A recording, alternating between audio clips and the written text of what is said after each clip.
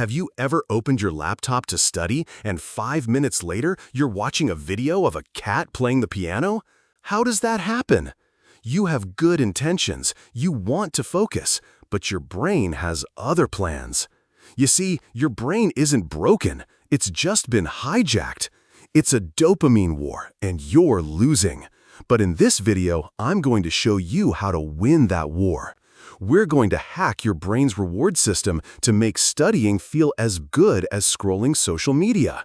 This isn't about willpower, this is about strategy, and it starts by understanding why your brain craves the chaos of your phone more than the calm of a textbook. It all comes down to dopamine, that feel-good neurotransmitter that floods your brain when you experience pleasure. But here's the problem. Your brain is getting an all-you-can-eat feast of dopamine from your phone. Every swipe is a new surprise, a joke, a dance, a shocking fact. Instant gratification, zero effort. Your brain is basically mainlining pure, concentrated dopamine. Meanwhile, studying is a dopamine drought. It requires effort before it delivers a reward. It's slow, it's predictable, and your brain, starved of its usual feast, simply can't be bothered. But the good news is, your brain isn't a slave to dopamine. It's a student, and you're the teacher. The solution is a simple two-step system. Step 1. Lower your bar. Think of your brain's reward system like a scale. Right now, it's so unbalanced that only the most stimulating activities, like viral videos and endless notifications, even register as pleasurable. We need to reset that scale. I call this a dopamine fast. And I don't mean some crazy live in a cave for a month nonsense. It's a mini fast. It's about giving your brain a break from the feast so it can start to appreciate a simple meal again. For just 30 minutes a day, put your phone away. Turn off all notifications, no music, no screens, just you and your thoughts. Go for a walk without devices. Sit outside and just look at the world. When you first try this, it's going to feel excruciating. Your brain will scream for stimulation. It will feel like withdrawal. That's how you know it's working. You're resetting your baseline.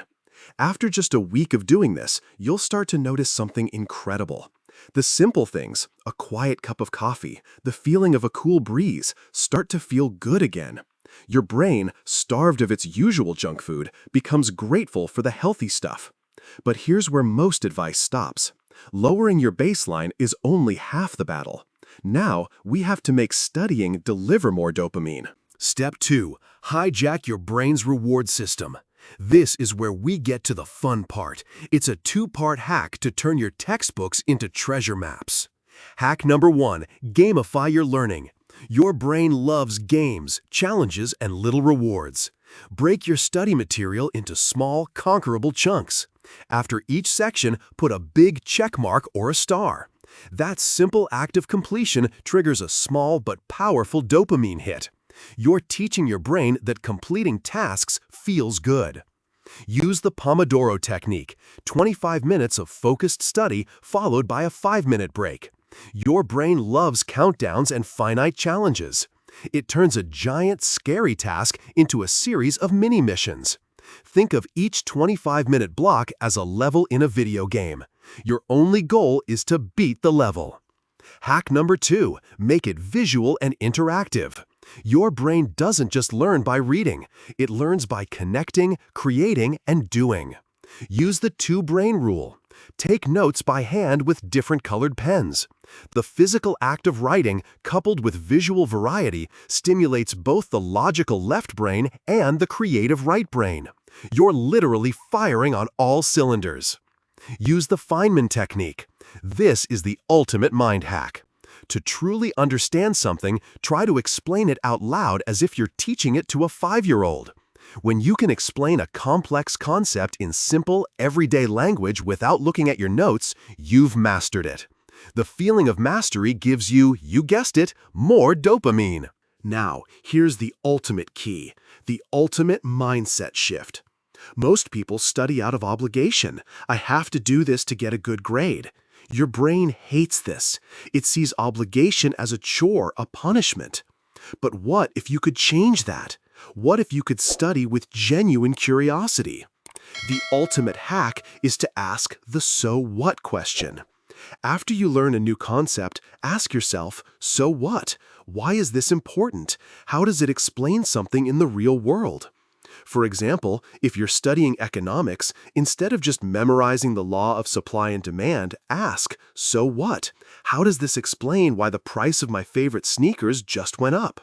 When you connect what you're learning to things you genuinely care about, your brain stops seeing it as a chore and starts seeing it as a puzzle. And your brain, naturally, loves puzzles. I've seen people reach for their books instead of their phones, not because they're superhuman, but because they've rewired their brains to associate studying with pleasure. They've learned to feed their brain's natural hunger for understanding. Remember, your brain isn't broken, it's just hungry. You just have to learn how to feed it the right way. Start small. Try a 30-minute dopamine fast today. Tomorrow, try a 25-minute study session with a small reward. Within a month, you might find yourself actually craving those study sessions. Take back control of your dopamine, and you'll take back control of your future. If this was helpful, hit subscribe. I share these science-backed learning strategies every week, and I'd love to help you transform from distracted to dedicated. Let me know in the comments which technique you're going to try first.